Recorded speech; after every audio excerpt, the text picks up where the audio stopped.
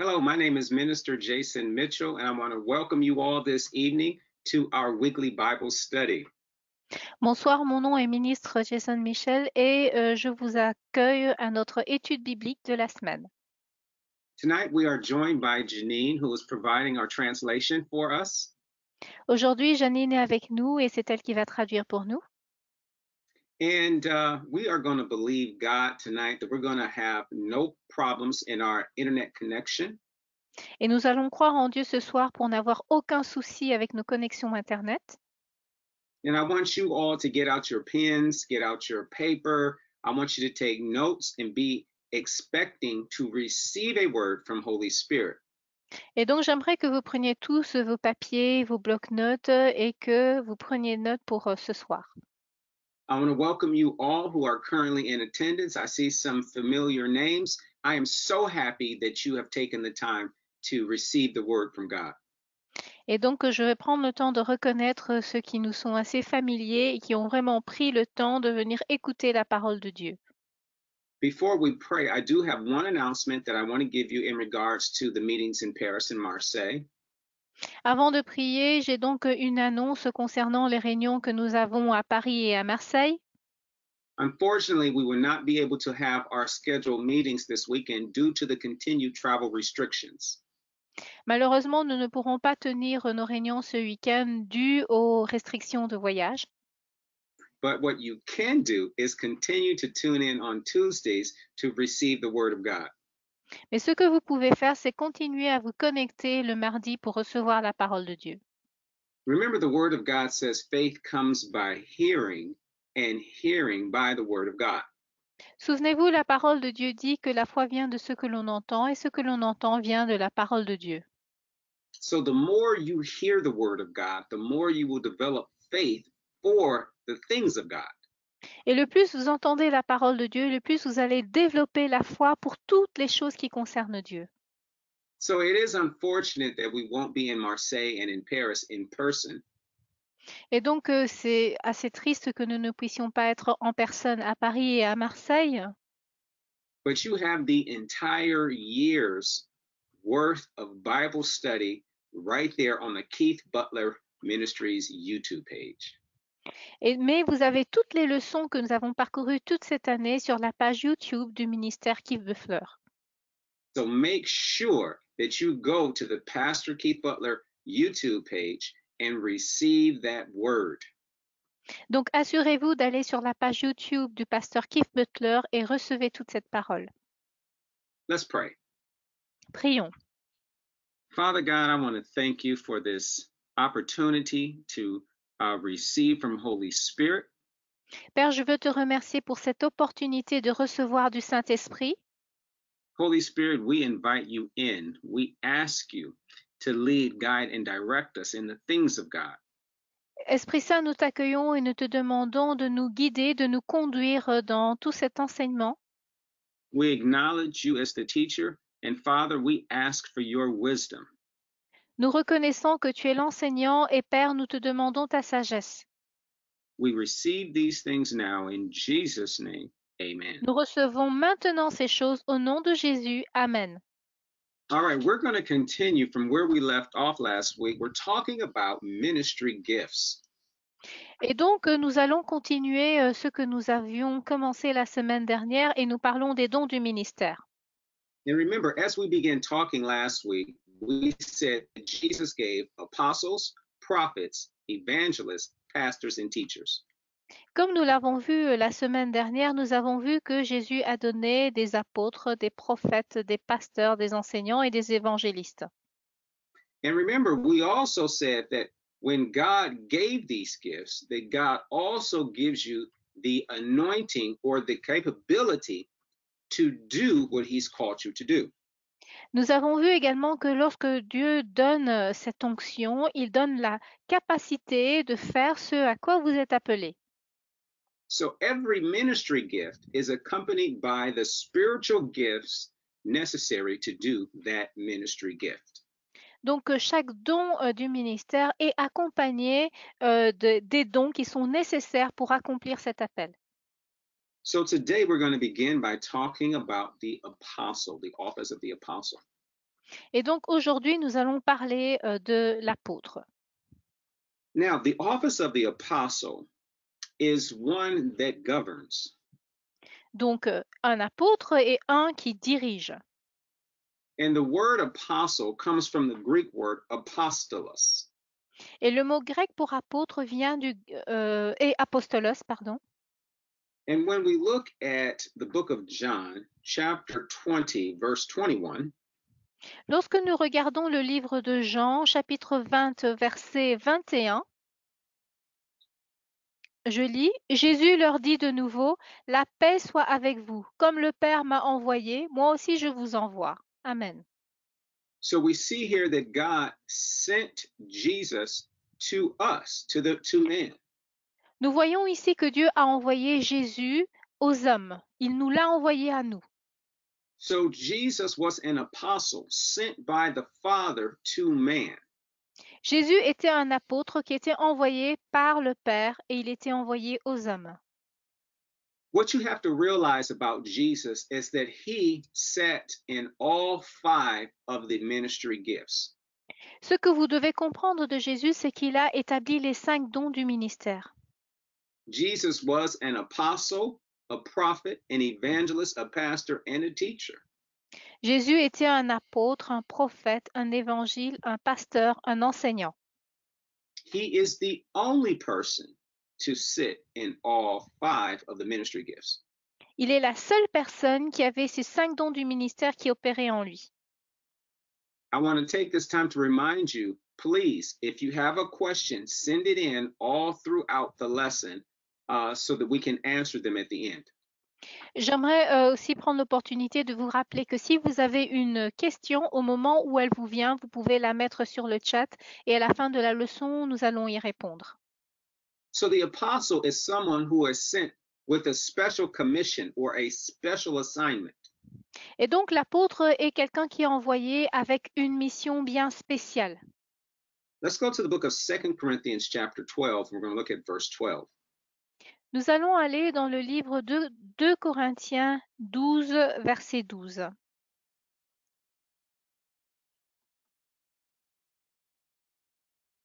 « 2 Corinthiens 12, verset 12. La parole dit ceci, « Les preuves de mon apostolat ont éclaté au milieu de vous par une patience à toute épreuve, par des signes, des prodiges et des miracles. » Amen. So we see with the apostle, there are signs and wonders that follow the office of the apostle. Nous voyons donc qu'il y a des signes et des miracles qui accompagnent le don du ministère de l'apôtre. We see there are signs, there are wonders, and mighty deeds are the signs that accompany the calling and the office of the apostle.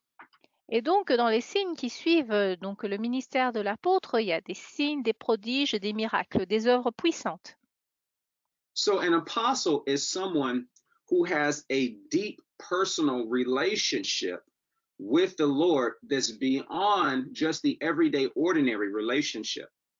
Et donc, un apôtre est quelqu'un qui a une relation profonde et personnelle avec Dieu, au-delà même de l'ordinaire. And in Galatians chapter 1 and in chapter 2, we see the apostle Paul talking about his relationship with God and with the other apostles. Dans les livres de Galates 1 et 2, nous voyons donc l'apôtre Paul qui parle de cette relation qu'il a avec Dieu. So the apostle is not someone who spends little time with God. The apostle is someone who spends extraordinary amounts of time, has a deep relationship with God. Donc l'apôtre n'est pas quelqu'un qui passe très peu de temps avec Dieu, c'est quelqu'un qui passe énormément de temps, même de manière plus qu'ordinaire, avec Dieu. And someone who is walking in the office of the apostle, their office really touches the other 5 ministry gifts. Quelqu'un qui opère dans le don du ministère d'apôtre, c'est un don au fait qui affecte tous les autres dons du ministère. And what I mean by that is that there are aspects within the office of the apostle that are also in the other 4 ministry gifts. Ce que je veux dire par là, c'est que dans le don du ministère de l'apôtre, il y a des aspects que l'on retrouve dans les 4 autres. Now, the distinguishing characteristic of the apostle is the ability to establish churches. La caractéristique qui distingue l'apôtre, c'est cette capacité à établir des églises. An apostle is someone that God has given the anointing and the ability to start churches. Dieu a donné l'onction et la capacité à l'apôtre d'établir des églises. Now, a lot of people can call themselves apostle and they can wear really fancy clothes, but when you look at them, what is their fruit? Are they establishing churches? Il y a beaucoup de gens qui s'appellent apôtres, qui s'habillent d'une manière assez particulière, mais quels sont vraiment leurs fruits? Est-ce qu'ils établissent des églises? Now, a missionary who is really called by God and established by the Holy Spirit is an apostle. Un missionnaire, qui est réellement appelé par Dieu et béni par l'Esprit Saint est un apôtre. Now, we're going to look at 4 classes of the apostle, and we're going to start off with the most important apostle, and that's Jesus. Et nous allons regarder 4 catégories d'apôtres et nous allons commencer par le plus grand qui est Jésus. Now, turn with me in your Bibles to the book of Hebrews. We're going to look at chapter 3 and verse 1. Prenez avec moi le livre des Hébreux et nous allons regarder dans le chapitre 3 au verset 1. La Bible dit, c'est pourquoi, frères saints qui avaient part à la vocation céleste, considérez l'apôtre et le souverain sacrificateur de la foi que nous professons. Amen. So we see here clearly in the Word of God that Jesus Christ is referred to not only as our high priest, but as an apostle. Nous voyons clairement dans la parole ici que Jésus est considéré non simplement comme le souverain sacrificateur, mais également comme un apôtre. So he is the person that is the high priest over our confessions, the things that we say. Il est le souverain sacrificateur de notre confession, des choses que nous disons, que nous professons. He is the high priest over what we have professed. We have professed him as our Lord and Savior. Il est le souverain sacrificateur de ce que nous professons. Nous avons professé qu'il est notre Seigneur et Sauveur. Now, the second category of apostle that we're going to look at is the apostles of the Lamb. La deuxième catégorie des apôtres, ce sont les apôtres de l'agneau. And we're going to look in Acts chapter 1. Nous allons regarder dans le livre des Actes au chapitre 1. Now remember, the Lamb is referring to Jesus. Souvenez-vous, lorsqu'on parle de l'agneau, on parle de Jésus. So if we're talking about the apostles of the Lamb, we're talking about the Jesus apostles. Et donc, lorsqu'on parle des apôtres de l'agneau, on parle des apôtres de Jésus.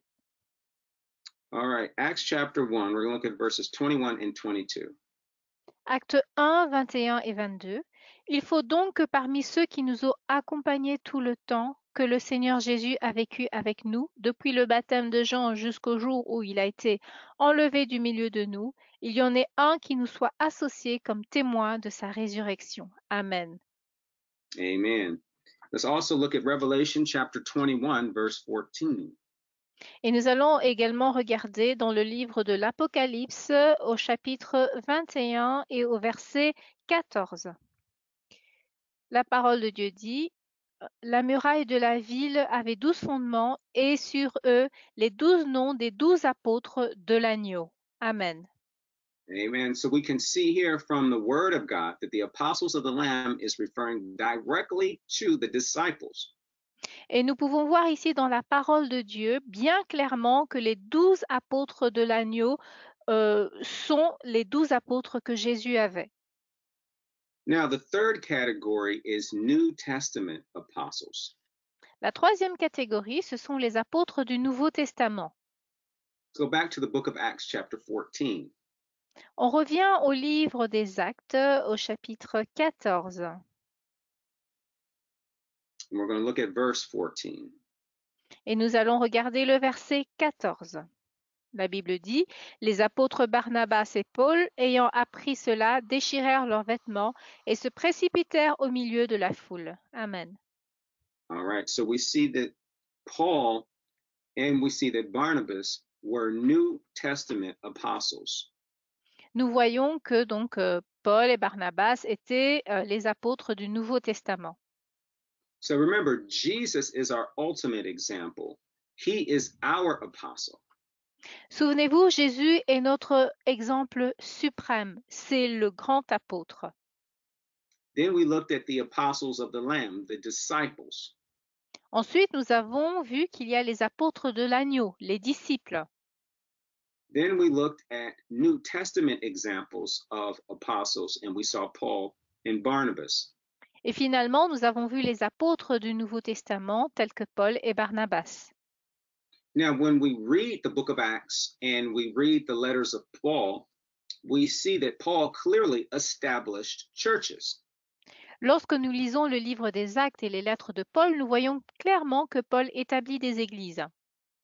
Now, remember, that is one of the characteristics, one of the distinguishing factors of the office of the apostle. Souvenez-vous, c'est une des caractéristiques ou d'un des facteurs qui distingue le don du ministère de l'apôtre. Now, turn with me to the book of Romans, chapter 16. We're going to look at another example. On va regarder un autre exemple et nous allons dans nos Bibles dans le livre des Romains au chapitre 16. We're going to look at verse 7. Romans chapter 16, verse 7. Donc Romains 16, verset 7. Saluez Andronicus et Junias, mes parents et mes compagnons de captivité, qui jouissent d'une grande considération parmi les apôtres et qui même ont été en Christ avant moi. Amen. Amen. So we see here that the apostle Paul specifically names these two people as apostles. L'apôtre Paul ici nomme de manière bien spécifique ces deux personnes comme des apôtres. Amen. So we see that the office of the apostle did not disappear when Jesus ascended, and it did not disappear with the disciples. Et donc nous voyons bien que le don du ministère de l'apôtre n'a pas disparu lorsque Jésus est monté au ciel ou lorsque les disciples n'étaient plus. The office of the apostle is still in effect today. Le don du ministère de l'apôtre agit encore aujourd'hui, existe encore aujourd'hui. Now, let's look at apostles of today or modern day apostles. Nous allons voir les apôtres d'aujourd'hui ou les apôtres contemporains. Now, when we look at apostles of today, remember that apostles have outstanding spiritual gifts. They have signs, wonders, and mighty deeds. Vous vous souvenez que les apôtres ont des dons spirituels exceptionnels. Il y a des signes, des prodiges et des miracles qui accompagnent ce ministère. We see that apostles have a deep connection to God and the things of God. Nous voyons que les apôtres ont une connexion profonde avec Dieu et avec tout ce qui concerne Dieu. And we also said that the distinguishing factor is that God has given apostles the anointing or the ability to start churches. Et nous avons vu également que le facteur qui les distingue, c'est que Dieu leur a donné l'onction ou la capacité d'établir des églises. Now, one example of a modern day apostle is Pastor Keith Butler. Et donc, un des exemples des apôtres contemporains, c'est le pasteur Keith Butler. Pastor Keith Butler has started many churches in the United States, churches in Africa, and in Europe. Pasteur Keith Butler a commencé beaucoup d'églises aux États-Unis, en Afrique et en Europe. Now remember, it's not because of Keith Butler, the man. Souvenez-vous, ce n'est pas à cause de Keith Butler, l'homme. It is because of the anointing, the ministry gift that God has given to him. Mais c'est à cause de l'onction, à cause du don de ministère que Dieu lui a donné. Pastor Keith Butler is anointed to be an apostle. Pasteur Keith Butler est oint pour être un apôtre. And it is the anointing of God that is upon him that has enabled him to start every single church. Et c'est l'onction de Dieu sur lui qui lui a permis de commencer chaque église. You know, oftentimes people who are called by God don't really want to say yes to God. Souvent, les gens qui sont appelés par Dieu ne veulent pas lui dire oui. Sometimes they don't want to say yes because of money, and sometimes they don't want to say yes because they don't believe that they can do the work. Parfois, ils ne veulent pas lui dire oui à cause de l'argent ou parce qu'ils ne se sentent pas capables d'accomplir cette œuvre. Both of those ideas are in error. Ces deux idées sont des erreurs. Remember, the Bible tells us that God is able to supply all of our needs, not according to what we can do, but according to his riches in glory. Souvenez-vous, la parole de Dieu dit que Dieu va pourvoir à nos besoins, pas selon ce que nous pouvons faire, mais selon ses richesses en gloire. Jesus talks about seeking God first and then God making all of these things that you need in life or that you want in life come to you. Jésus a dit de rechercher premièrement le royaume de Dieu et toutes ces choses-là, tout ce dont on a besoin vont venir à nous. So the idea or the thought that if I serve God, I'm going to lose, that thought is error. Donc l'idée ou la pensée de se dire que si je sers Dieu, je vais perdre, cela c'est une erreur. Amen? Amen.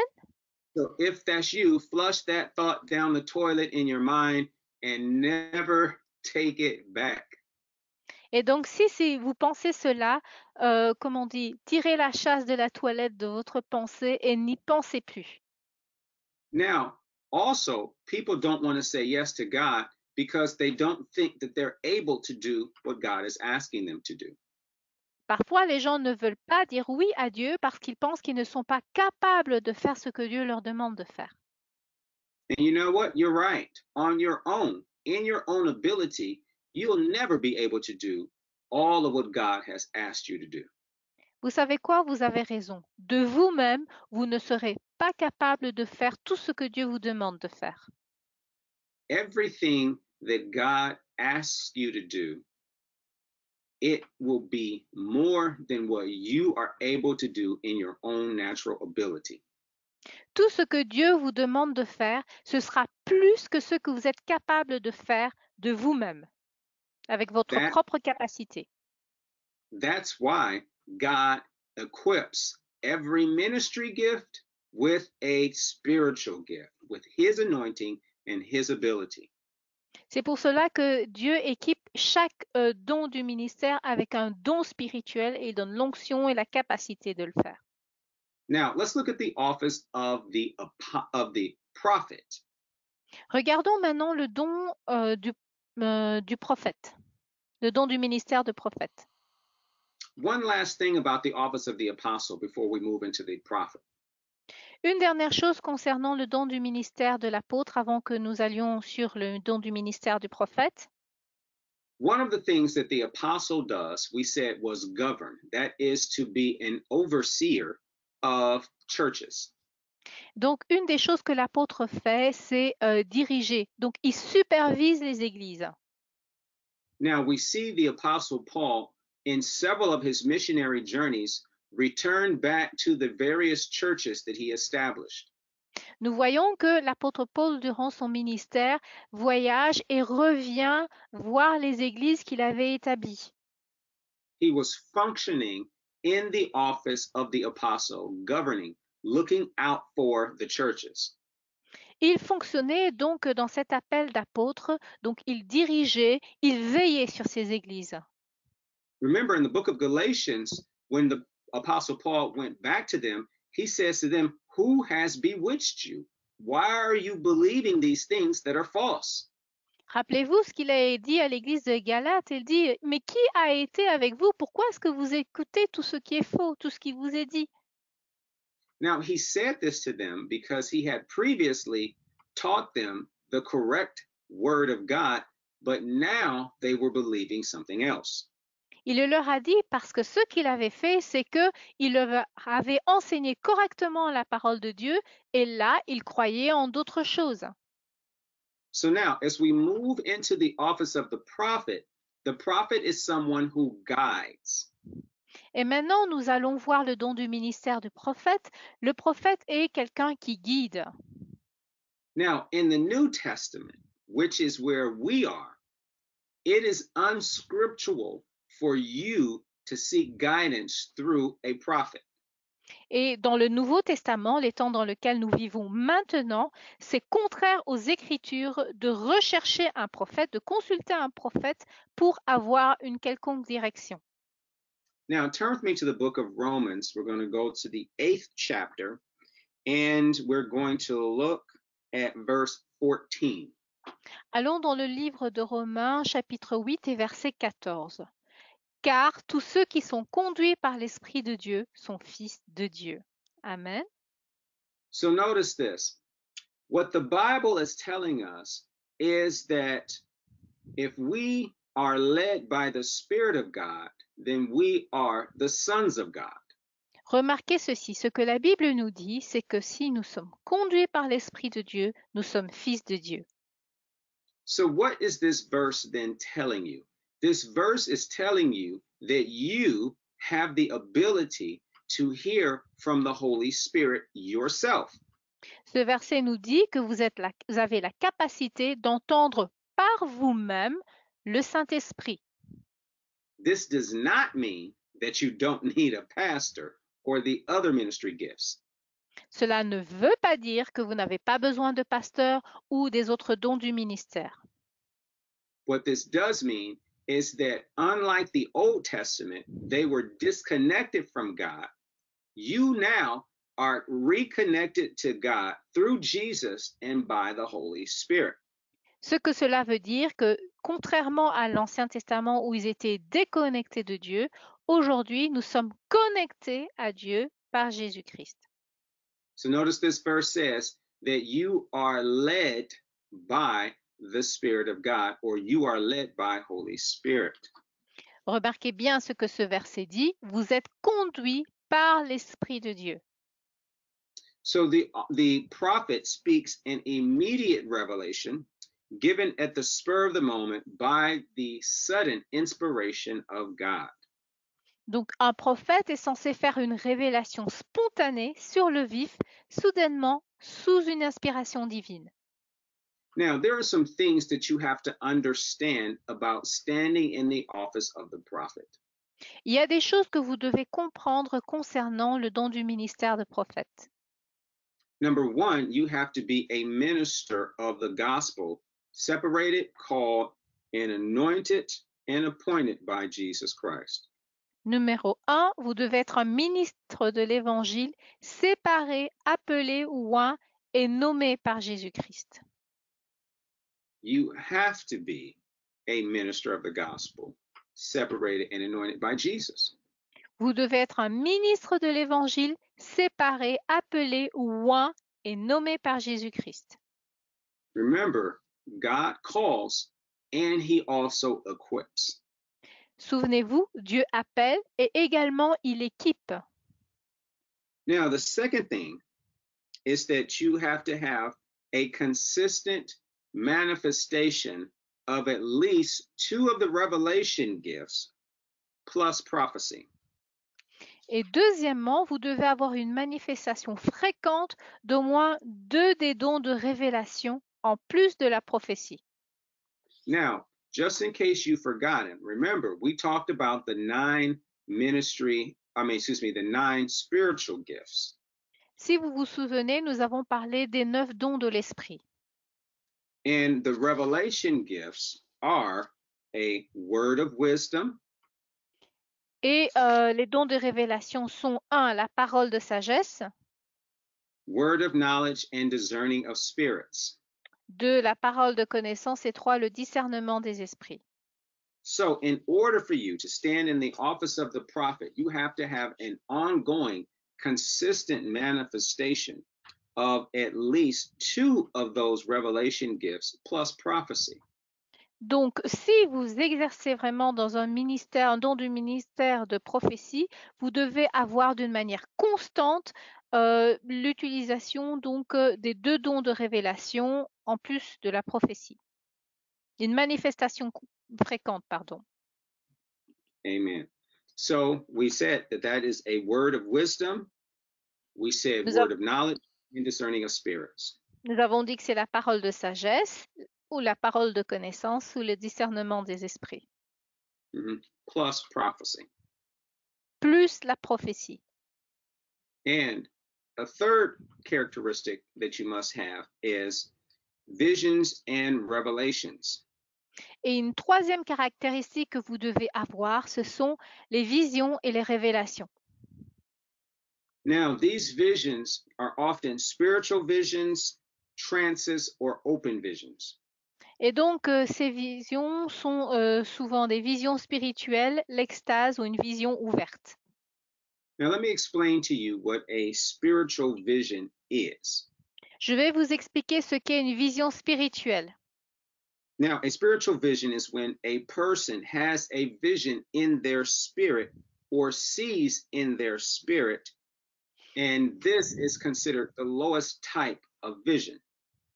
Et donc, une vision spirituelle, c'est quelqu'un qui a une vision spirituelle, c'est une personne qui a une vision dans son esprit ou qui voit dans son esprit. C'est, on peut dire, le niveau de vision le plus bas. So you're seeing it within your spirit, man. You're seeing it on the inside. You're not seeing it with your natural eyes, Vous but you are le able voyez, to see it spiritually. vous le voyez avec votre esprit, vous ne le voyez pas avec vos yeux naturels, mais vous le voyez de manière spirituelle. Now, the second type of vision is a trance. La deuxième sorte de vision, c'est l'extase. Now, this is when a person they fall into a trance. Their physical senses seem to be suspended for a moment, like they're just sitting there still, but they're seeing a vision. Donc, quand quelqu'un tombe en extase ou en transe, les sens naturels sont en suspens pendant un moment. Let's look at the book of Acts, chapter 10. Regardons le livre des Actes au chapitre 10. Acts, the 10th chapter, and we're going to look at verses 10 and 11. Acte 10, et nous allons regarder les versets 10 et 11. Il eut faim et il voulut manger. Pendant qu'on lui préparait à manger, il tomba en extase. Il vit le ciel ouvert et un objet semblable à une grande nappe attachée par les quatre coins qui descendait et s'abaissait vers la terre. Amen. So this is talking about the apostle Peter. The apostle Peter, he went into a trance, and then God was able to show him or to give him a revelation. Et donc l'apôtre Pierre est tombé en extase et par cela Dieu a pu lui parler, lui donner une révélation. And in this particular case, God was giving him a revelation about the Gentiles receiving the Holy Spirit. Et dans ce cas particulier, Dieu lui donnait une révélation concernant les non-croyants qui recevaient l'Esprit Saint. And the third type of vision is an open vision. Et donc la troisième sorte de vision, c'est une vision ouverte. This is when you are able to physically see into the spirit realm. Là, vous êtes capable de voir de manière physique dans le monde de l'esprit. Now we see this in the book of Revelation with the apostle John. Nous voyons cela dans le livre de l'Apocalypse avec l'apôtre Jean. Sometimes people call this John's revelation, but really it's Jesus' revelation that he shared with John.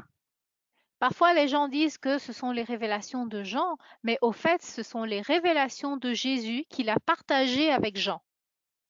So John was able to see into the spirit realm and to see everything that Jesus was revealing to him. Et donc Jean a pu voir dans le monde de l'esprit toutes les choses que Jésus lui révélait.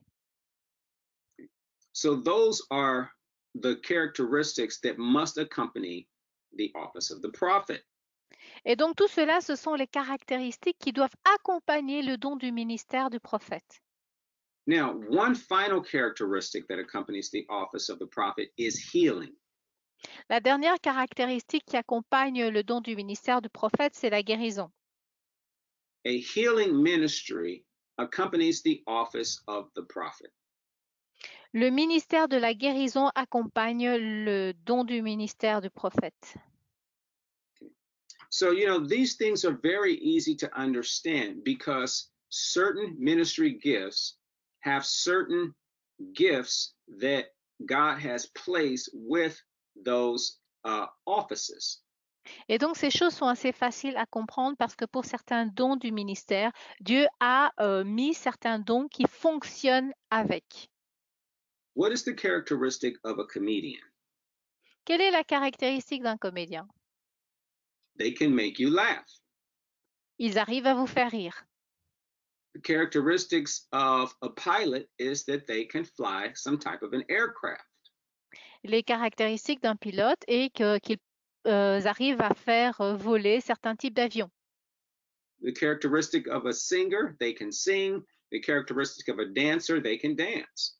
Les caractéristiques d'un chanteur, ils peuvent chanter. Les caractéristiques d'un danseur, ils peuvent danser. So it's the same way with ministry gifts. God has given them spiritual gifts that go together so that they can do what God has called them to do. Il en est de même des dons du ministère. Dieu y a lié des dons spirituels afin qu'ils puissent accomplir ce que Dieu leur demande de faire. Now, when we look into scripture and we look at the office of the prophet, we see that they were called seers. Lorsque nous regardons le ministère du prophète et que nous regardons dans les Écritures, nous voyons qu'ils étaient appelés des voyants. The prophets seem to have the ability to know things supernaturally beyond what you're able to know in your natural ability. Et donc le prophète voit et ils ont cette habilité ou cette connaissance des choses surnaturelles. Let's go to the book of 1 Samuel, chapter 9. Allons dans le livre de 1 Samuel au chapitre 9. And we're going to read verse 9. Et nous allons lire le verset 9. Autrefois en Israël, quand on allait consulter Dieu, yes. On allait consulter Dieu, on disait venez et allons au voyant, car celui qu'on appelle aujourd'hui le prophète s'appelait autrefois le voyant. Amen. All right. So we see here, back in the Old Testament, if someone wanted to know something from God, they had to go before the prophet to find out. Nous voyons que dans l'Ancien Testament, lorsque quelqu'un voulait savoir quelque chose, il devait aller voir le prophète. But praise God, one of the things that Jesus did away with, that he changed when he rose from the dead, and he gave us our new covenant, is that we can go directly to God ourselves. Louons Dieu, une des choses que Jésus a faites lorsqu'il est ressuscité, c'est que nous pouvons aller directement vers Dieu lorsque nous avons besoin de quelque chose. Let's now go to the book of 1 Chronicles, chapter 21. Allons dans le livre de 1 Chronique au chapitre 21. And we're going to look at verses 9 and 10. Et nous allons regarder le verset 9 et 10. 1 Chronique 21, 9 et 10. L'Éternel adressa ainsi la parole à Gad, le voyant de David. Va dire à David, ainsi parle l'Éternel, je te propose 3 fléaux, choisis-en un et je t'en frapperai. Amen. Amen. So we see here another example of the prophet telling people what God said. Nous voyons un autre exemple du prophète ici qui dit aux gens ce que Dieu a dit. Now, there are no prophets outside of those who have been called into ministry, who are one of the 5 ministry gifts. On ne peut pas être prophète en dehors du fait d'être appelé, d'avoir un de ces 5 dons du ministère. Remember, one of the requirements for being a prophet was that you are a minister set apart by Jesus Christ. Souvenez-vous, un des requis pour être un prophète, c'est que vous devez être un ministre de l'Évangile qui a été appelé et mis à part pour Dieu. Now let's go to the book of Acts, chapter 21. Allons dans le livre des Actes au chapitre 21. And we're going to look at a very important characteristic of the office of the apostle. Et nous allons en voir une caractéristique très importante du don de ministère du prophète. All right. Acts chapter 21, verses 8 and 9, and we're talking about the prophet. Acte 21, versets 8 et 9. Donc nous parlons du prophète. Alors la parole de Dieu dit, nous partîmes le lendemain et nous arrivâmes à Césarée. Étant entrés dans la maison de Philippe l'évangéliste, qui était l'un des 7, nous logeâmes chez lui. Il avait 4 filles vierges qui prophétisaient. Amen. Amen. So we see here that the daughters, they prophesied. Nous voyons ici qu'il y avait des filles qui prophétisaient. This is not the office of the apostle. Cela, ce n'est pas le don du ministère du prophète. Du prophète. Yeah. So what is it that these daughters were doing? Alors, qu'est-ce que ces filles étaient en train de faire? Well, what these daughters were doing is not the gift of prophecy or being a prophet. This is just the simple gift of prophecy. Et donc, ces filles, ce n'était pas donc le don de prophétie qui accompagne le ministère du prophète, elles avaient le simple don de prophétie. This is one of the utterance gifts. C'est un des dons de déclaration. Remember, we said that the 3 utterance gifts was tongues, interpretation of tongues, and prophecy. Nous avons vu que les dons de déclaration, ce sont les langues, l'interprétation des langues et la prophétie. Now, the simple gift of prophecy is for edification, exhortation, and comfort to the body of Christ. Le simple don de la prophétie, c'est pour l'édification, le confort du corps de Christ. So the simple gift of prophecy does not make a prophet. Le simple don de prophétie ne fait pas de vous un prophète. Every Christian has the ability to operate in the simple gift of prophecy.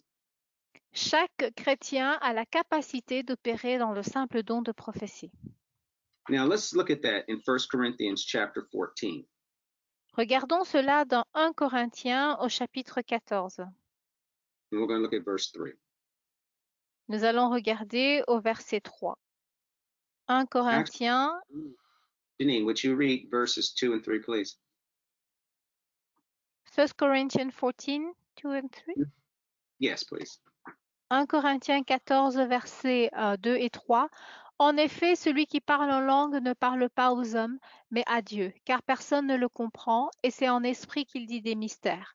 Celui qui prophétise, au contraire, parle aux hommes, les édifie, les exhorte, les console. Amen. So here we're talking about all 3 of the utterance gifts: tongues, interpretation of tongues, and prophecy. Ici, nous parlons des 3 dons de déclaration, les langues, l'interprétation des langues et la prophétie. So if someone is speaking in an unknown tongue, speaking in tongues, nobody understands that except for God. Et donc, si quelqu'un parle dans une langue inconnue, personne ne comprend à part Dieu. So therefore, there must be an interpretation of what was said in a known tongue so that we can be edified, exhorted, and comforted. De cette manière, il faut une interprétation de ce qui a été dit, de manière à ce que nous puissions être édifiés, exhortés et consolés. Now, notice it is an interpretation of what God said. It is not a word-for-word translation. Donc, remarquez, c'est une interprétation de ce que Dieu a dit, ce n'est pas une traduction mot par mot de ce que Dieu a dit. This is why whenever you witness the gift of tongues and interpretation of tongues, someone may say something like very short in tongues, but the interpretation is long. C'est pour cela que parfois, lorsque vous assistez aux langues et à la traduction de langue, en langue, la personne peut dire une phrase très courte, mais la personne qui interprète un discours qui est beaucoup plus long. Remember that it is an interpretation, not a word-for-word translation. Souvenez-vous, c'est une interprétation, ce n'est pas une traduction mot à mot. Now, sometimes the prophet does operate in the function of foretelling something that is going to happen. Parfois, le prophète opère comme un visionnaire. Il prédit ou il donne une information de ce qui va arriver dans le futur. But the prophet doesn't always know everything that's going to happen. Mais le prophète ne sait pas toujours tout ce qui va arriver. The prophet only knows what God tells them. La seule chose que le prophète connaît, c'est ce que Dieu lui dit.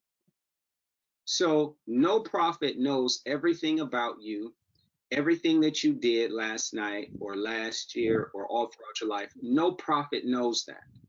Donc, il n'y a aucun prophète qui sait tout ce qui vous concerne, ce que vous avez fait la nuit dernière, ce que vous avez fait l'année dernière.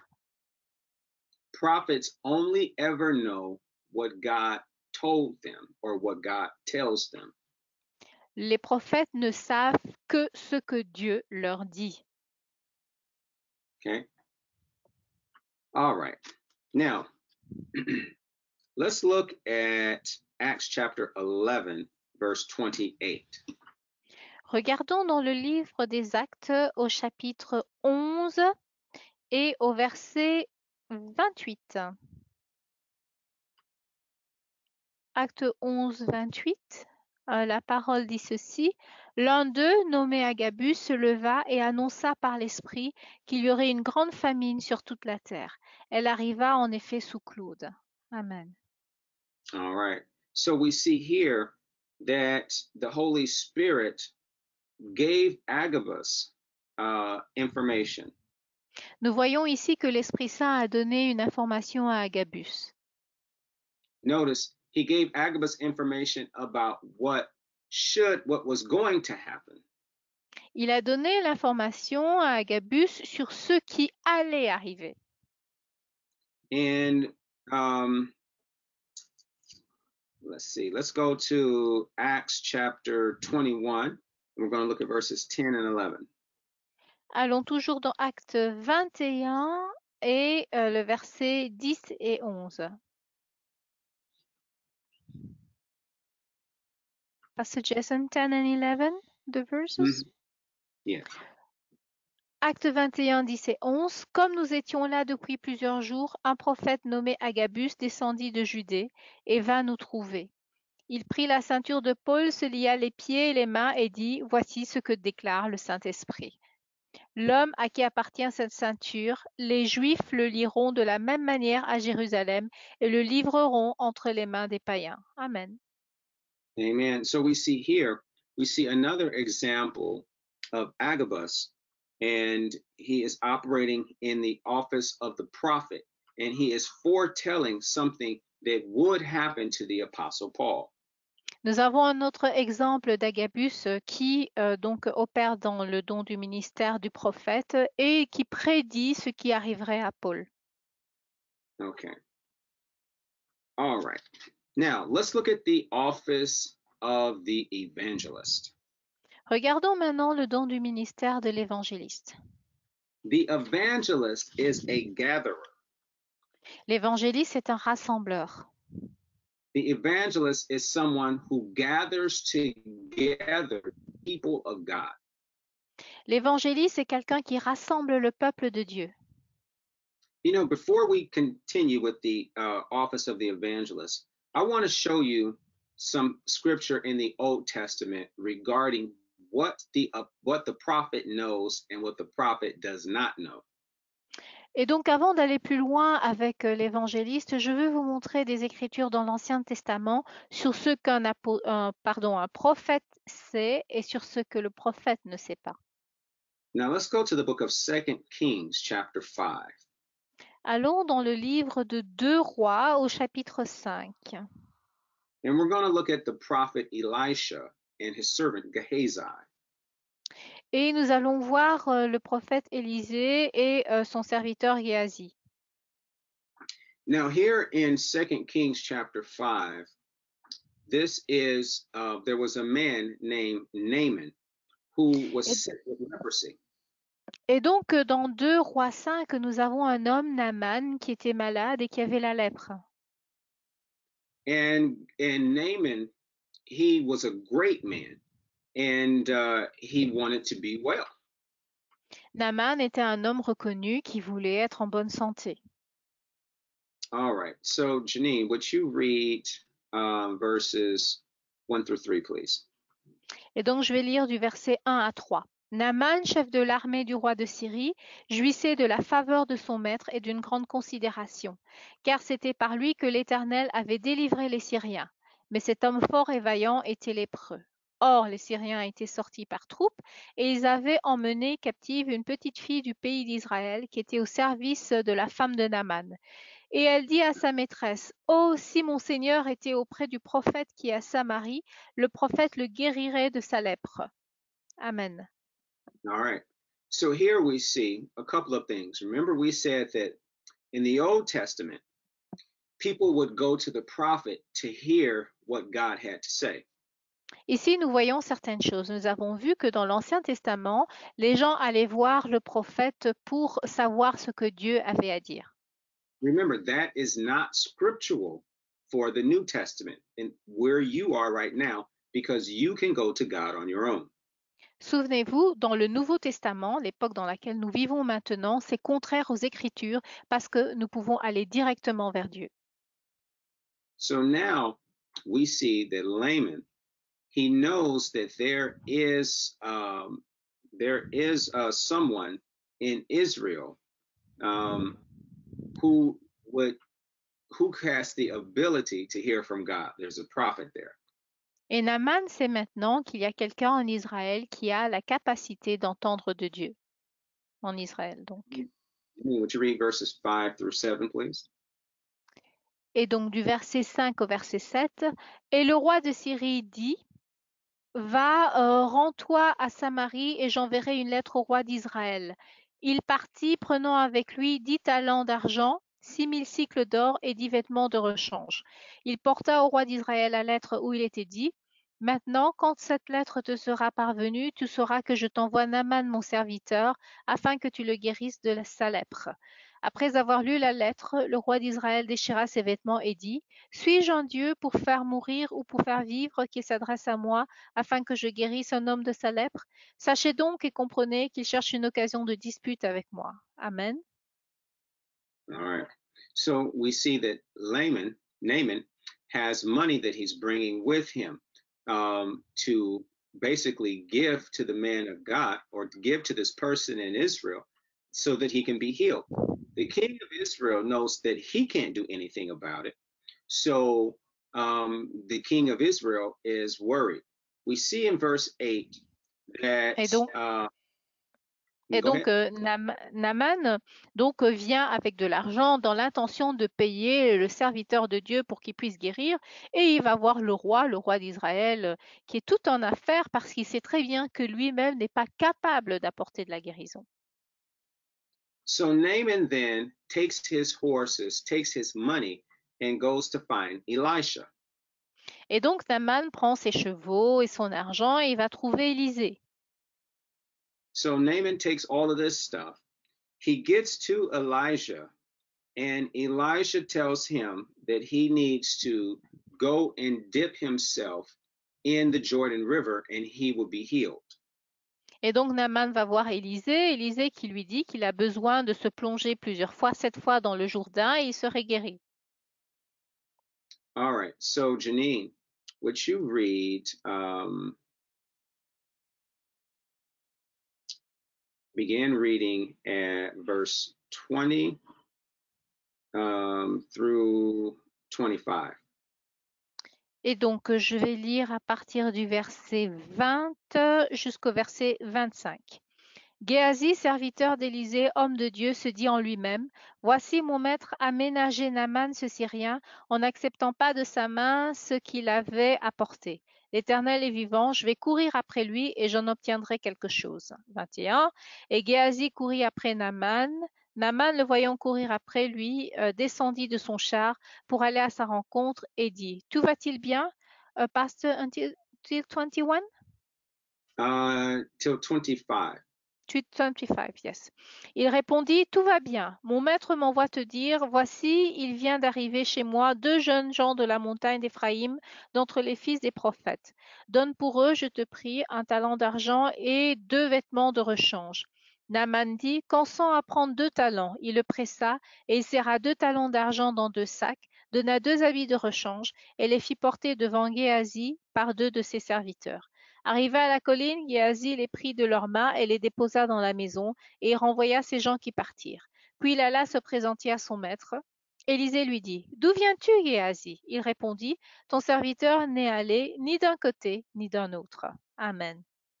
So what's happening here is Naaman comes to the house of Elisha. Elisha gives him instruction. Naaman doesn't want to obey those instructions, and finally he does. Et donc, que se passe-t-il? Naaman arrive chez Élisée. Élisée lui donne des instructions. Naaman, au départ, ne veut pas obéir, mais puis finalement, il le fait et il est guéri. So then Naaman, once he is healed, comes back to the house of Elisha and offers him all of this gold and clothes and horses and donkeys. Et donc, une fois que Naaman est guéri, il revient à Élisée pour lui donner tout l'or qu'il avait, les chevaux, les ânes, tous les cadeaux qu'il avait apportés.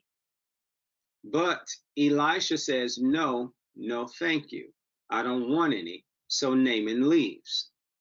Et donc, Élisée lui dit, non, merci, je n'en ai pas besoin. Et donc, Naaman s'en va.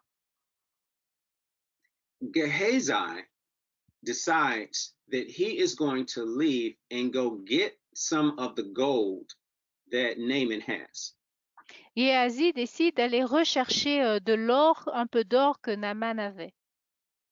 And this is what we just read. We read about Gehazi's greed and him going and lying to Naaman. Et donc, Géasi va et il ment à Naaman. Janine, would you read 26 and 27? Donc 26 et 27, mais Élisée lui dit, « Mon esprit n'était pas absent lorsque cet homme a quitté son char pour venir à ta rencontre. Est-ce le temps de prendre de l'argent et de prendre des vêtements, des puits, des oliviers, des vignes, des brebis, des bœufs, des serviteurs et des servantes? La lèpre de Naaman s'attachera à toi et à ta postérité pour toujours. » Et Géasi sortit de la présence d'Élisée avec une lèpre comme la neige. Amen.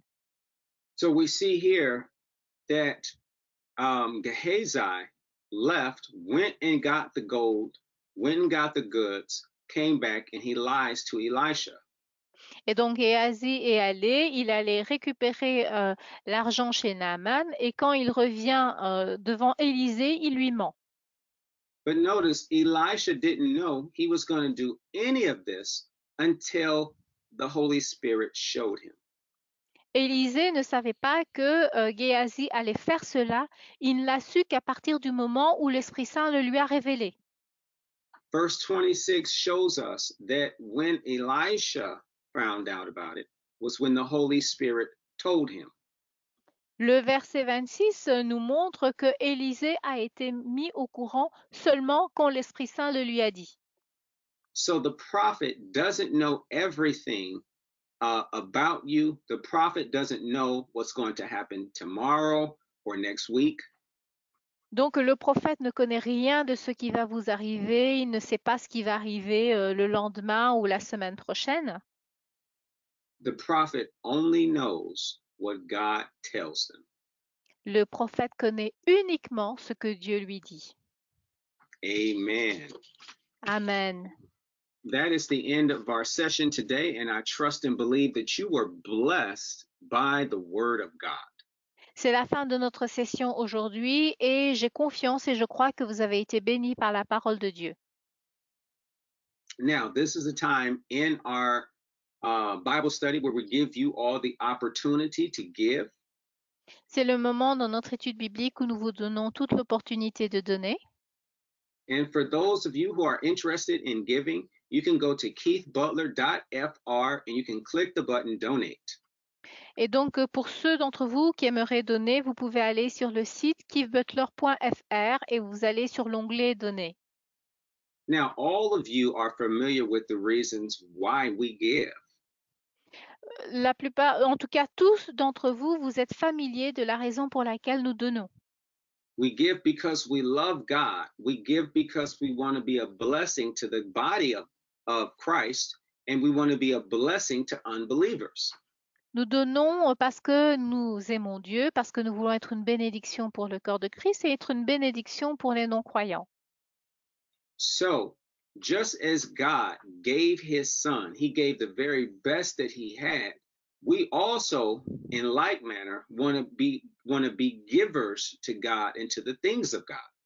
Et donc, comme Dieu a donné ce qui lui était le plus cher, nous voulons également faire comme Dieu et lui donner en retour. Your sowing or your giving into Keith Butler Ministries allows us to continue to do things like this. It allows us to go to Paris and to Marseille to minister to you all in person. Comme vous semez dans le ministère de Keith Butler, cela nous permet de réaliser de telles choses comme aller à Paris et à Marseille et à vous enseigner la parole. And remember that your giving comes with a promise from God that when you do so, God is able to meet and to supply all of your needs. Et souvenez-vous que quand vous donnez, il y a une promesse de Dieu qui vient, c'est que Dieu va pourvoir à tous vos besoins. So let's go ahead and pray. Donc prions. Heavenly Father God, I come before you in the name of Jesus, and I thank you, Father God, for this service. Père Céleste, je viens devant toi et je te remercie pour cette réunion. I want to thank you, Father, for every person here for meeting their individual needs. Merci Père parce que tu réponds à chacun, aux besoins de chacun présent ici. I want to thank you, Father God, that you bless them in every area of their lives. Merci parce que tu les bénis dans chaque domaine de leur vie. That they're blessed in their bodies, they're blessed in their finances, they're blessed in their homes. Ils sont bénis dans leur corps, dans leurs finances, dans leur maison. And I pray, Father God, peace to their soul, to their mind, their will, and their emotions. Je prie pour la paix dans leur âme, leurs pensées, leurs émotions. Father God, I want to thank you for this time together. Thank you that your word that was sown in their heart will produce much fruit. Père, je te remercie parce que cette parole qui a été mise dans leur cœur va produire beaucoup de fruits. I pray, Father God, for your angels to be sent to protect them, Father God, wherever it is they go this week. Je prie que tu envoies tes anges pour les protéger partout où ils iront cette semaine. And Father, because they trust and rely on you, you protect them from any harm, from all plagues. Seigneur, parce qu'ils ont confiance en toi, tu les protèges de tout mal, de toute plaie. For these things we give you glory, honor, and praise in Jesus' name. Amen. Pour cela, nous te donnons la gloire, l'honneur et la louange au nom de Jésus. Amen. Amen. Let's take a look at our questions this evening. Regardons nos questions de ce soir. All right. The question says, how can we discover God's call for a gift of ministry? Comment pouvons-nous découvrir l'appel de Dieu dans le don du ministère? I believe what this person is asking is really, how can we find out what it is God has called us to do? Je crois que la question de cette personne, c'est comment est-ce que nous pouvons découvrir ce que Dieu nous appelle à faire? And that comes through prayer. Et cela vient au travers de la prière. It comes through dedicated time spent with God in prayer so that he can reveal to you what it is he wants you to do. Cela passe avec des moments dédiés à la prière, des moments durant lesquels Dieu va vous dire ce qu'il attend de vous, ce qu'il veut faire avec vous. That's how Pastor Keith Butler found out what he was called to do. That's how I found out what I was called to do. C'est ainsi que Pasteur Keith Butler a trouvé ce qu'il était appelé à faire et c'est de la même manière que moi je l'ai trouvé. You have to spend dedicated time in prayer, praying and you can pray in your known tongue, but praying in the Holy Spirit, that is how you will find out what it is God's called you to do. Vous devez passer du temps dans la prière, prier bien sûr dans la langue commune, mais prier beaucoup dans l'esprit. But when you find out what God's called you to do, what's also important is knowing when He wants you to do it and where He wants you to do it. Lorsque vous trouvez ce que Dieu veut que vous fassiez, c'est important de savoir quand est-ce que vous devez le faire et où vous devez le faire. All of this is made available to you through prayer. Tout cela est rendu disponible pour vous au travers de la prière. Thank you for your question. Merci pour votre question. Our second question says, the ministry of the apostle disturbs me a lot when I hear brothers bear this title. Et donc le ministère d'apôtre me perturbe beaucoup quand j'entends des frères porter ce titre. This ministry is the subject of debate in the Baptist and evangelical theological, I guess, in the theological circles. Ce ministère fait débat dans le milieu théologique baptiste, évangéliste. For some, this ministry stopped at the 12 apostles of the Lamb. Pour les uns, ce ministère s'est arrêté aux 12 apôtres de l'agneau. Do you think that the contemporary apostles are on the same level of equality as the apostles of the Lamb? Pensez-vous que les apôtres contemporains sont sur le même pied d'égalité que les apôtres de l'agneau? All right.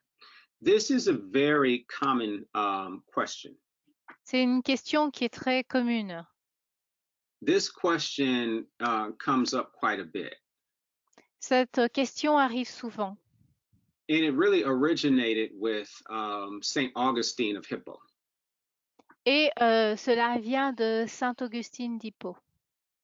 St. Augustine wrote a paper in which he said that the gifts of the Spirit, or the giftings that were given to the apostles, was only for them and not for later generations.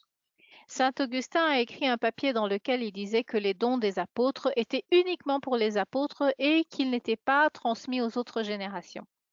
But it's important to note that even Augustine himself, he recanted that statement after he witnessed miracle signs and wonders throughout his life. Et c'est important de savoir que Saint Augustin a changé d'avis lorsqu'il a vu des signes, des prodiges et des miracles durant sa vie. But for the purposes of our discussion, turn to the book of Ephesians chapter 4. Mais pour notre discussion, prenez vos Bibles dans le livre d'Éphésiens au chapitre 4. And we're going to begin reading at verse 11 and through 13. Et nous allons lire à partir du verset 11 jusqu'au verset 13.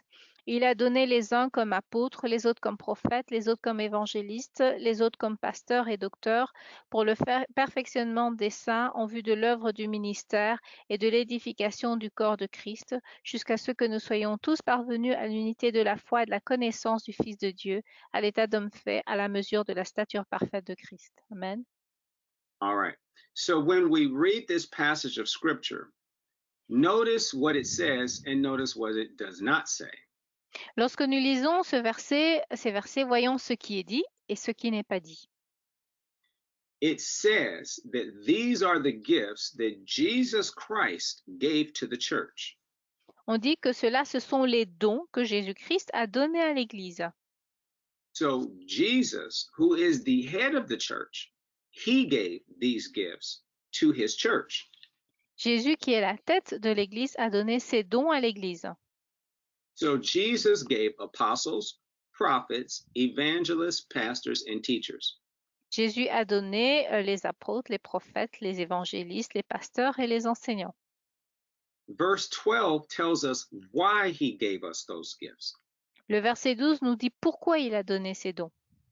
So the responsibility of the gifts that Jesus gave is to equip God's people. Et donc Jésus les a donnés pour le perfectionnement, pour équiper les saints. It is to equip God's people so that they can do the work and build up the church, which is the body of Christ. Il les a donnés pour le perfectionnement des saints, pour faire l'œuvre du ministère et pour l'édification de l'Église, qui est le corps de Christ. So verse 11 tells us the gifts that Jesus gave. Verse 12 tells us why those gifts were given. Le verset 11 nous dit les dons que Jésus nous a donnés et le verset 12 nous explique pourquoi est-ce qu'il les a donnés. And verse 13 tells us how long they are given. Et le verset 13 nous dit jusqu'à quand ces dons nous ont été donnés. So verse 13 says that this is going to continue until a certain point. Et le verset 13 nous dit que cela va continuer jusqu'à un certain point. Until we all come in such a unity of faith and knowledge of the Son of God. Jusqu'à ce que nous soyons parvenus à l'unité de la foi et de la connaissance du Fils de Dieu. That we mature, that we mature in the things of the Lord. Que nous devions matures dans les choses du Seigneur. Until the measure of the stature of the fullness of Christ. À la mesure de la stature parfaite de Christ. So that is how long those gifts will be in effect. Et donc ces dons seront donnés aussi longtemps, comme c'est décrit. In verse 13, that is really until Jesus himself comes back. En fait, au verset 13, cela veut dire que c'est jusqu'à ce que Jésus revienne. Because notice what verse 13 tells us. Parce que regardez ce que le verset 13 nous dit. That these gifts, these ministry gifts, are going to continue. They're not going to stop. Ces dons du ministère vont continuer, ils ne vont pas s'arrêter. Which includes the office of the apostle. Cela inclut le don de l'apôtre, le don du ministère de l'apôtre. They will not stop until we, the body of Christ, come into the unity of faith. Ils ne vont pas s'arrêter jusqu'à ce que nous, le corps du Christ, nous parvenions à l'unité de la foi. Till we have greater knowledge of the Son of God. Jusqu'à ce que nous ayons une plus grande connaissance du Fils de Dieu. And we are mature. Et jusqu'à ce que nous devions matures. So there's nowhere in the Bible where it says that these gifts, which includes the office of the apostle, have stopped. Donc nulle part dans la Bible il est écrit que ces dons, inclus le don de l'apôtre, vont s'arrêter. The idea that these gifts have stopped have come from man. They've never come from God. L'idée que ces dons se sont arrêtés viennent des hommes et cette idée n'est jamais venue de Dieu. Because you cannot find in the Bible anywhere where God says that these gifts have stopped. Parce que nulle part dans la Bible on peut trouver qu'il est dit que ces dons s'arrêtent. We do see here in Ephesians chapter 4 verse 13 tells you that they're going to go on really until Christ comes back. Et nous venons donc de le voir dans Éphésiens 4:13 qui dit que ces dons vont continuer en fait jusqu'à ce que Jésus revienne. Because really, what are we doing as the body of Christ? We're doing what Jesus did when he was here. It's just that we're his body doing it and he's seated at the right hand. Et donc, que faisons-nous maintenant? Nous faisons tout ce que Jésus faisait lorsqu'il était ici sur terre. Maintenant, lui, il est assis à la droite du Père. Thank you for your question. Merci pour votre question. Our third question says, why is in the Bible does it say that women must be silent and ask their husbands on the teaching when now women are appointed pastor? La troisième question, pourquoi dans la Bible il est dit que la femme doit se taire et demander à son mari sur l'enseignement afin que alors que maintenant des femmes sont nommées pasteurs? Now, this is another very common question. Ça, c'est une autre question qui arrive souvent également. someone asked a question similar to this when Bishop was teaching us a few weeks ago. Quelqu'un a posé cette question il y a quelques semaines lorsque Pasteur Keith enseignait il y a quelques semaines, oui. Now, what Pastor Keith Butler told us was that in order for you to know what God, how God feels about any subject, is that you have to look from Genesis to Revelation. Et donc, Pasteur Keith a dit que si vous voulez connaître la pensée de Dieu sur un sujet, vous devez regarder tout de la Genèse à l'Apocalypse. So the idea behind this question really is asking, are women supposed to be quiet in the church like it says in the Bible? Donc, l'idée derrière cette question, c'est est-ce que les femmes doivent se taire à l'Église? Now remember, Souvenez-vous, in the Bible, what you have to look at is who is this written to? vous devez regarder à qui est-ce qu'on écrit. Because the Bible is talking to Jews, it's talking to Christians also. La Bible parle à des Juifs et elle parle à des chrétiens également. So, in this, the Apostle Paul was bringing order to the church in Corinth. L'apôtre Paul ramenait de l'ordre dans l'Église à Corinthe. And in the church in Corinth, things were out of order. They were talking over each other in the church. Dans l'église de Corinthe, les choses étaient vraiment en désordre. Ils parlaient dans un brouhaha pas possible l'un à l'autre. There were multiple people prophesying, so much so that there was confusion in the church. Il y avait plusieurs personnes qui étaient en train de prophétiser. Il y avait de la confusion à l'église. So what the Apostle Paul did was he gave them some instruction on how to bring order to the church there in Corinth. L'apôtre Paul a donné des instructions pour emmener de l'ordre dans l'église là à Corinthe. This is not a directive from God to the church of the Lord Jesus Christ forever. Ce n'est pas une directive de Dieu pour l'église de Jésus-Christ et une directive qui doit demeurer à jamais.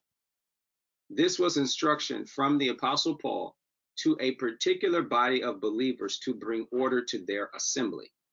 C'était une instruction de l'apôtre Paul à un groupe particulier du corps de Christ pour emmener de l'ordre dans leur assemblée. Because if women were not supposed to hold positions of authority, then how do you account for Deborah being a judge in the Old Testament? Parce que si les femmes ne sont pas supposées avoir une position d'autorité, comment est-ce que vous expliquez la position de Déborah qui était juge d'Israël? Remember, God says he doesn't change. Dieu a dit, souvenez-vous, qu'il ne change pas. So if God is against women holding positions of authority, then God would have violated his own will with having Deborah be a judge. Si Dieu est contre le fait que des femmes aient des positions d'autorité, Dieu aurait violé sa volonté en permettant que Déborah devienne juge. We read about Aquila and Priscilla in the New Testament teaching believers. Nous lisons concernant Aquile et Priscilla dans l'Église qui enseignent à l'Église. And there are many women who helped the Apostle Paul in his ministry. He names them all throughout his letters. Et il y a beaucoup de femmes qui ont aidé l'apôtre Paul dans son ministère et il les nomme dans ses lettres. So remember, pay attention to whom the writer is speaking. Souvenez-vous, faites attention à qui celui qui écrit parle. And you also, if you want to know how God feels about a particular issue, then you need to look at how God talks on that issue throughout the entire Bible, not just one verse or one chapter. Et souvenez-vous, si vous voulez comprendre le sentiment de Dieu concernant un certain sujet, vous devez regarder toute la Bible de la Genèse à l'Apocalypse. Thank you for your question. Merci pour votre question. Our next question says, it is not advisable to get a prophet for direction. Can a prophet communicate to us what God wants to tell us? Et donc, il est déconseillé d'aller voir un prophète pour avoir une direction, mais un prophète peut-il nous traduire ce que Dieu veut nous dire? Yes, in the New Testament, it is unscriptural for you to go and seek a prophet to tell you the will of God. Dans le Nouveau Testament, c'est contraire aux Écritures d'aller voir un prophète pour qu'il vous dise, qu'il vous donne une direction de la part de Dieu. That's not the role of the prophet in the New Testament. Ce n'est pas le rôle du prophète dans le Nouveau Testament. Remember, in the Old Testament, the priest went to God on behalf of the people. Souvenez-vous, dans l'Ancien Testament, le sacrificateur allait vers Dieu de la part des gens. And the prophet went to the people on behalf of God. Et le prophète allait voir les gens de la part de Dieu. We just read that Jesus is our high priest. Nous avons juste lu que Jésus est notre souverain sacrificateur. Jesus is also a prophet. Jésus est également un prophète. So Jesus fulfilled all of the law, and he has made it possible now for you and I to go directly to God on our own. Et Jésus a accompli toute la loi et il a rendu possible que nous puissions aller devant Dieu de nous-mêmes. So this is why it is unscriptural for us to go to the prophet to find out what God wants us to do. C'est pour cela que c'est contraire aux Écritures d'aller voir un prophète pour savoir ce que Dieu veut que nous fassions. But a prophet can tell us a word from God. Mais un prophète peut nous donner une parole qui vient de Dieu. That is something that the office of the prophet continues to do. C'est quelque chose que le don du ministère du prophète continue de faire. Thank you for your question. Merci pour votre question. All right, our next question says,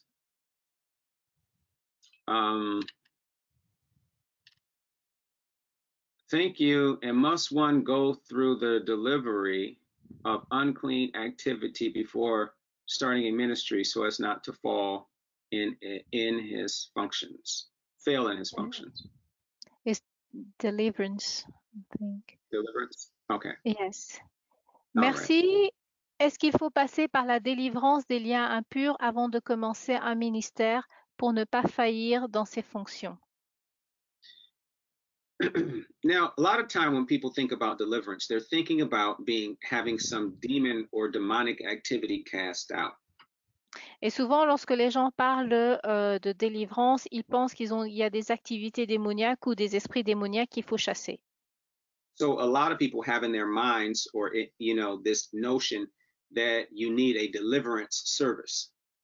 Et beaucoup de gens ont cette notion qu'il faut un service de délivrance. But in reality, whenever the word of God is spoken, whenever the word of God is taught or preached, that is a deliverance service. Mais en réalité, lorsque la parole de Dieu est prêchée, elle est déclarée, ça c'est un service de délivrance. Because remember what the word of God is. The word of God is anointed. Souvenez-vous de ce qu'est la parole de Dieu. La parole de Dieu est ointe. So wherever the word of God is, his anointing is present to remove burdens and destroy yokes. Chaque fois que la parole de Dieu est donnée, son onction est présente pour retirer les fardeaux et briser les jougs. So like any ministry, before you begin, you want to go to God in prayer. Donc pour tout ministère, avant de commencer, vous allez devant Dieu dans la prière. You want to you want to be in good standing with God. You don't want to be actively involved in sin. Et donc vous voulez être bien dans votre relation avec Dieu, vous ne voulez pas être impliqué dans le péché. But see, in order for God to call you into ministry, you're already at the place where you're ready for him. Mais pour que Dieu vous appelle dans le ministère, vous êtes déjà à une position où vous êtes prêt pour lui. Now, God has a purpose and plan for every born again believer. Dieu a des buts et des plans pour chaque croyant né de nouveau.